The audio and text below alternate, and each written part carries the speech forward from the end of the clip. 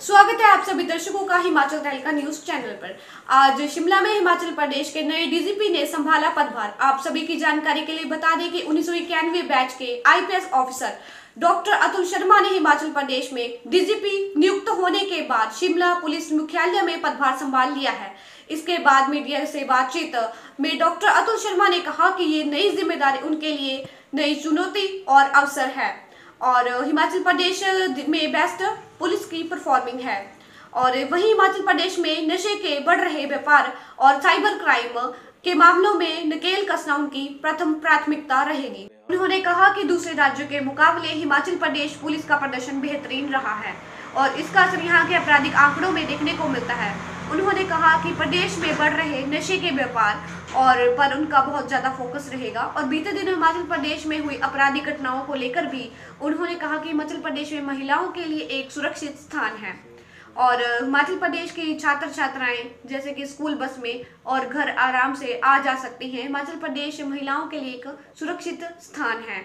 इसके अलावा उन्होंने कहा कि प्रदेश में बढ़ते नशे के व्यापार पर भी उन्होंने नकेल कसना उनकी प्राथमिकता रहेगी कि इससे पहले डिमांड को घटाना और सप्लाई पर प्रहार करना पुलिस के फोकस में रहेगा। इस दौरान अतुल शर्मा ने कहा कि इसके बाद उनकी प्राथमिकता हिमाचल प्रदेश में बढ़ते साइबर क्राइम के मामलों में रहेगी। उन्होंने कहा कि साइबर क्राइम लगातार बढ़ता जा रहा है और हजारों की तादाद में इसके मामले जो है वो सामने आ रहे हैं।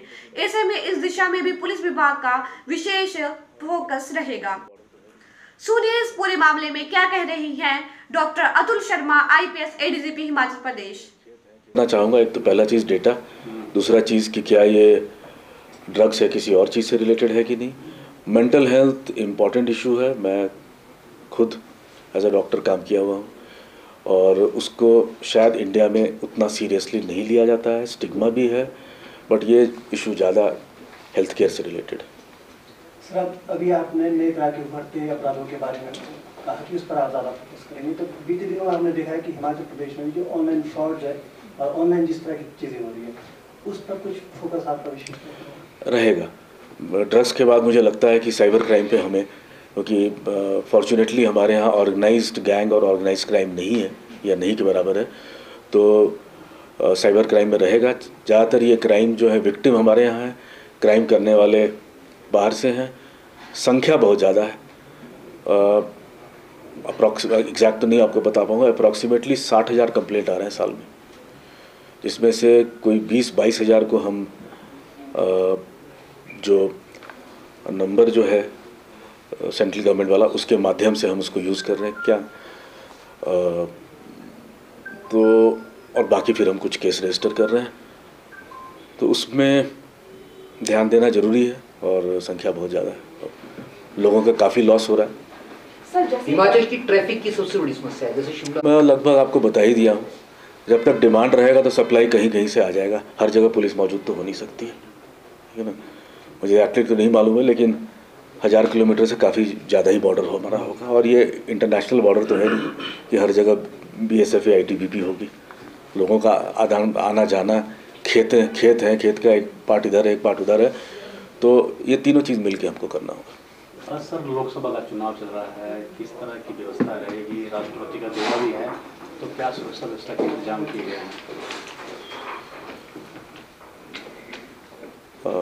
महामहिम राष्ट्रपति मैडम का पहले भी प्रोग्राम हुआ है और उसी लाइंस पे पूरी व्यवस्था हो गई है और पहले की तरह इस बार भी सुचारू रूप से हमारे एसपी और अन्य ऑफिसर्स जो लगे हुए हैं कर लें।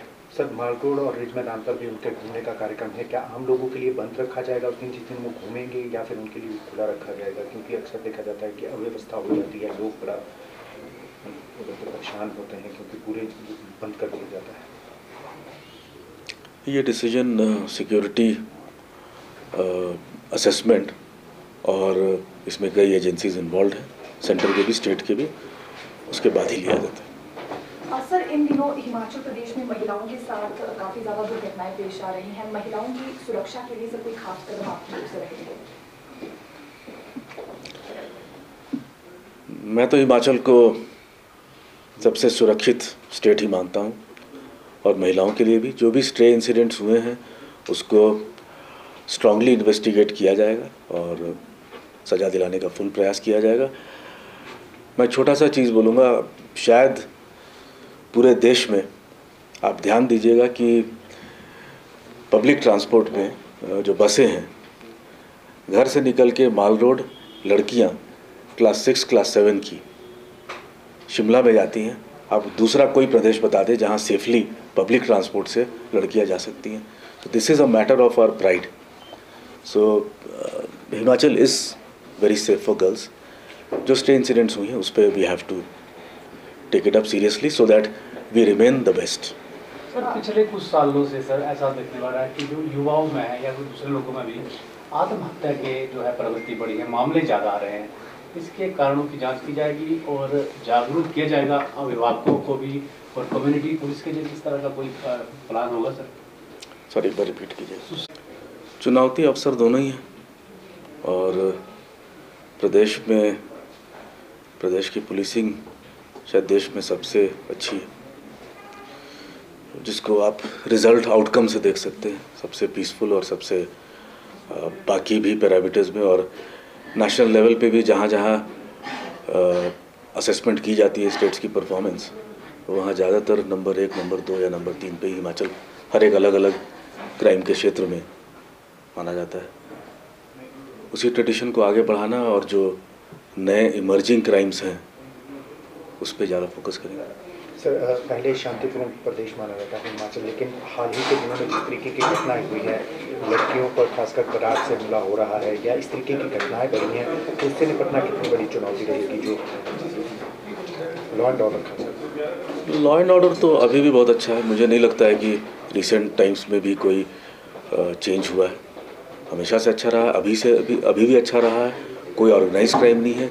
स्ट्रे इंटरपर्सनल इंसिडेंट जो हुआ है वो उम्मीद करते हैं कि मैं रिव्यू करूंगा और उसमें अच्छा से अच्छा इन्वेस्टिगेशन हो ताकि सजा हो सके।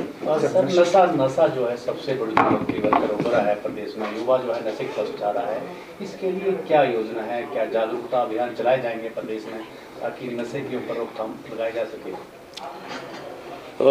मैं यहाँ पोस्टिंग के पहले CID में था और जो नारकोटिक्स विंग स्टेट लेवल का है वो CID में है और उसके लिए हमने प्लान एक बनाया है काफ़ी डिटेल्ड और फेज़ बाय फेज़ इम्प्लीमेंट करने का कोशिश रहेगा। हमारा फोकस डिमांड साइड रहेगा। जब तक डिमांड कम नहीं होगा तब तक प्रॉब्लम को पूरी तरह पकड़ में लाना मुश्किल होगा। तो डिमांड कम करने के लिए कई तरह की उसमें पहल की जाएगी और छोटे से स्कूल टाइम से लेके बच्चों का से लेके ट्रेनिंग, काउंसलर्स की training, de addiction centres better हों और स्टिग्मा नहीं हो। बहुत लोग नहीं बताते हैं। ये भी एग्जामिन करेंगे कि इन पेशेंट की जगह आउट पेशेंट ट्रीटमेंट से अगर हो सके डॉक्टर्स को इन्वॉल्व करना। और कुछ और ऑर्गेनाइजेशन है जो सामने नहीं आते, पीछे से बहुत अच्छा काम करते हैं, तो उनका इसलिए मैं नाम नहीं लेना चाहता, उनको इन्वॉल्व करके इसको काफ़ी ज़्यादा प्रायोरिटी दे के करना होगा।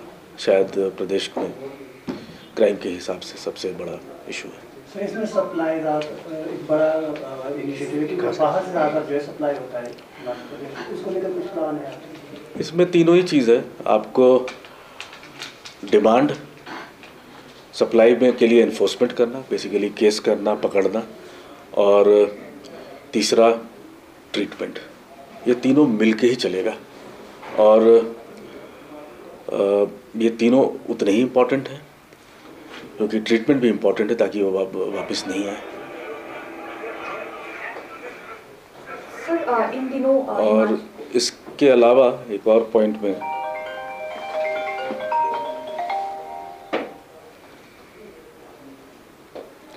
ऑन साइलेंट में भी कॉम्प्लेक्स इशू है, ठीक है ना। एक तो है रोड का साइज़, ठीक है, कई जगह बढ़ाए नहीं जा सकते हैं। शिमला में आप कैसे बढ़ाएंगे? बिल्डिंग तोड़ के बढ़ाएंगे, कैसे बढ़ाएंगे? और डिसीजंस जो है रोड इंजीनियरिंग, हम पुलिसिंग इशू नहीं है, PWD या वो देखते हैं। और गाड़ियों की संख्या बढ़ रही है, बढ़ेगी ही, क्योंकि प्रॉस्पेरिटी बढ़ेगी तो गाड़ियाँ भी बढ़ेंगी। जहाँ तक पुलिसिंग का सवाल है, हमारे जो भी रिसोर्सेज हैं मैन पावर, और हर चीज़ मैन पावर से नहीं हो सकता है क्योंकि अगर यहाँ पे अगर 4 लेन की ज़रूरत है और जगह भी नहीं है तो 2 लेन में आप मैन पावर बढ़ा के भी बहुत कुछ नहीं कर सकते। पार्किंग के इश्यूज़ हैं, वो भी अर्बन डेवलपमेंट या म्यूनसिपल कॉरपोरेशन ये लोग बनाते हैं। सो पुलिसिंग सिर्फ एक पार्ट है और हम प्रयास जितना है लिमिटेड वे में उसमें ज़रूर करें। यही स्ट्रैटेजी होगी, ट्रीटमेंट एंड रिहैबिलिटेशन, और बाकी आप लोग इस पे वर्क। हमारी फोर्स सारी जगह तैनात है, चाहे वो हमारे जो प्रवेश द्वार हैं या कहीं से भी। This news presented by Thakur driving training school Shahtalai. हमारे यहाँ पर लाइट मोटर व्हीकल वाहन का प्रशिक्षण करवाया जाता है। आप भी गाड़ी सीखने के लिए संपर्क करें।